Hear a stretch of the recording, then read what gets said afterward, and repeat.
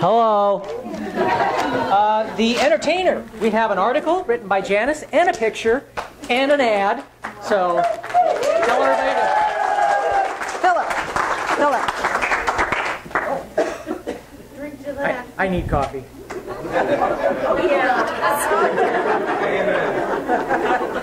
He does not need coffee. Oh, wow. And the energy bill. And the energy bills. It's so delightful to see you here. The screen? The screen. The screen. Okay. Are you going to go with me here? Rise, I say.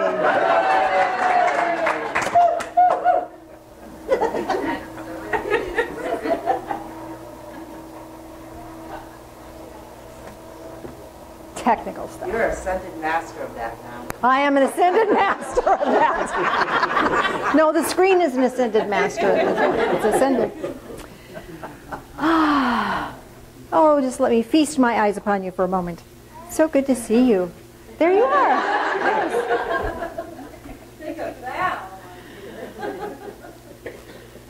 Oh, my. I don't know why you're here. I'm really glad you are. What I want to share with you today is, because we're just all spun up and really headed in towards our expo, I want to talk to you about that just a bit, the whole purpose of that. The purpose of that was because this area that we live in is filled with, I don't want to say that. There is a personality of this particular arena that is very on two different extremes. One is very scientific and one is very religious.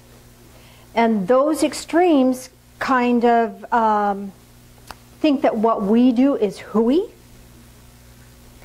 And so our outreach here is to open the doorway for people to take a look that there might be something else out there. And here's the really good news about that, is because I used to think all this stuff was hooey. Didn't you think it was hooey? Maybe you've always been enlightened. Not so. Not for me. So I always thought it was hooey stuff. And so every time I'd experience something,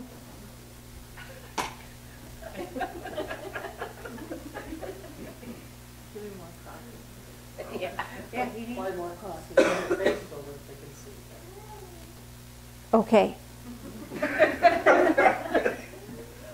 And so that train of thought just went that way.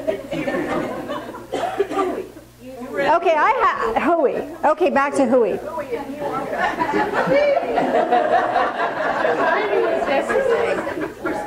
See, here's how Phil weeds. You know, when I'm weeding, I'll start at one end of the yard and I'll work my way across, and I'm just bored stiff by the time I'm done. I hate weeding. Phil will go pull that weed and pull this weed, and then he'll run over and pull that weed and pull this weed, and then he'll go water some, and then he'll go pull weeds over here, and then he'll burn some weeds over there, and then he'll come back and weed some more. I can't watch him work.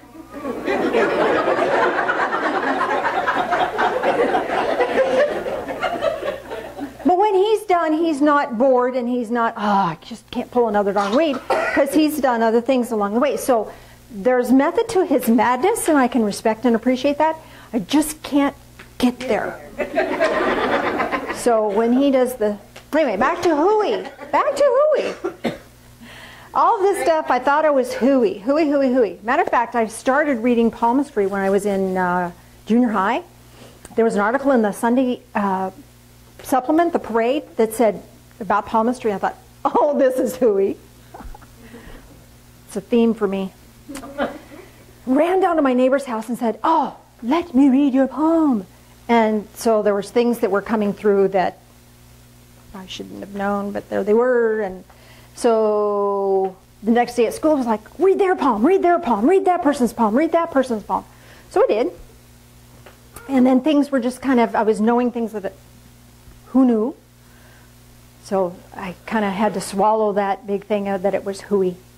And so it's been with every single spiritual gift, every single spiritual thing. I always thought it was hooey. And I had to explore it for myself and go, now wait a minute. I thought that was hooey. But it's not hooey. There's something behind that. I understand it. I get it.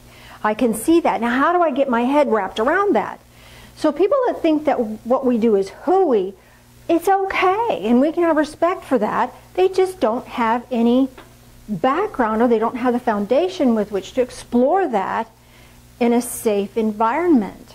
Most people, when they're exploring the things that we talk about, whether it's spiritual energy or divine insight or seeing visions, whatever, it's come from of fear. And so they don't have a safe place where they can go to explore that stuff. Phil and I, when we decided to create the Divine Fellowship, it was because we couldn't run away from all the hooey stuff anymore. And there had to be a safe place for us to explore this stuff. And so we created the Divine Fellowship for joy, obviously. If it ain't fun, don't do it. For enlightenment. Enlightenment is that state of being where you know more today than you did yesterday.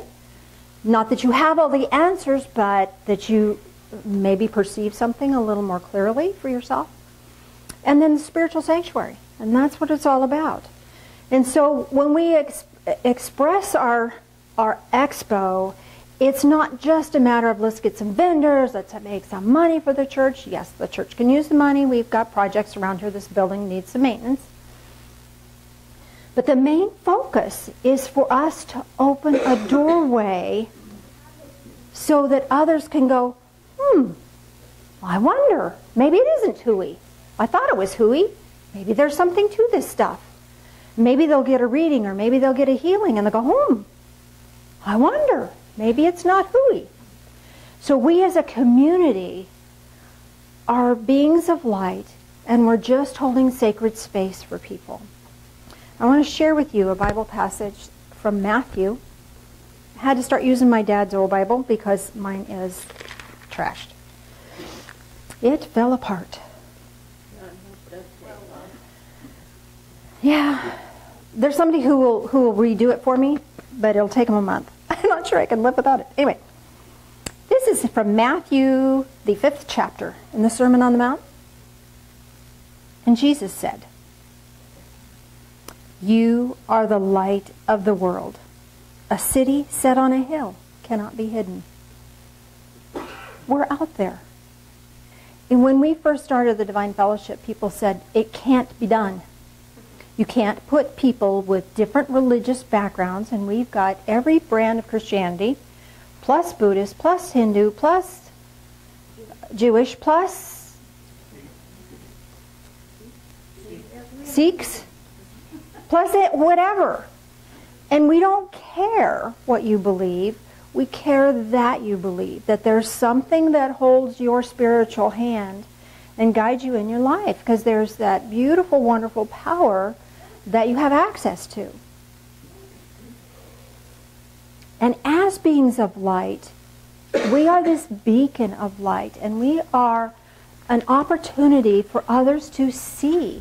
Without turning a light switch on in the room, it stays dark. So our expo is this opportunity to turn on a light switch. One thing that I think is phenomenal about the Divine Fellowship is that when you walk into this space, you can feel it. Can't you feel it? Doesn't it feel like, oh, I'm home. Oh, I can relax here. Oh, I'm safe here. I don't know if the people that are viewing this on YouTube get a sense of that or not. It'd be interesting to hear from you to find out about that. But every time a new person comes and talks to me, frequently they're saying, I felt something different when I walked in the door. I felt home. I felt safe. It just feels so good to be here. And that's the feeling that we're creating at the expo. And that's not something that any one of us can do, but it's what we all do when we arrive there. Before the expo, there's a bunch of volunteers that are going to come, and we're going to clear and bless the place. If you want to volunteer to help with that, we'd love to have you. And then we put little bowls with salt and crystals in it, and we grid the place energetically to hold and uplift that energy. Because there's a lot of people that are going to come in and they're going to go, this is hooey. And that's okay. It's okay. The fact that they're walking through the door going, this is hooey, is wonderful, because that means that they're open. And maybe they're seeking. We may not have what they're looking for, but maybe we do. And if we do, then it's a wonderful thing for us to have that opportunity for them.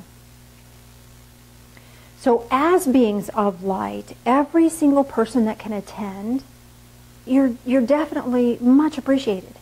Because no one person can do the expo. We're all a team. We all work together. So what I'd like us to do today is I'd like to take you on a guided meditation. And in this guided meditation, I want to take us to a city of light. Now, we're not going to go to the city of light, which is on the other side. I don't want to go there because I want us to stay here. But we're going to go to the city on the hill that's a healing city. The healing city. So what that could look like for you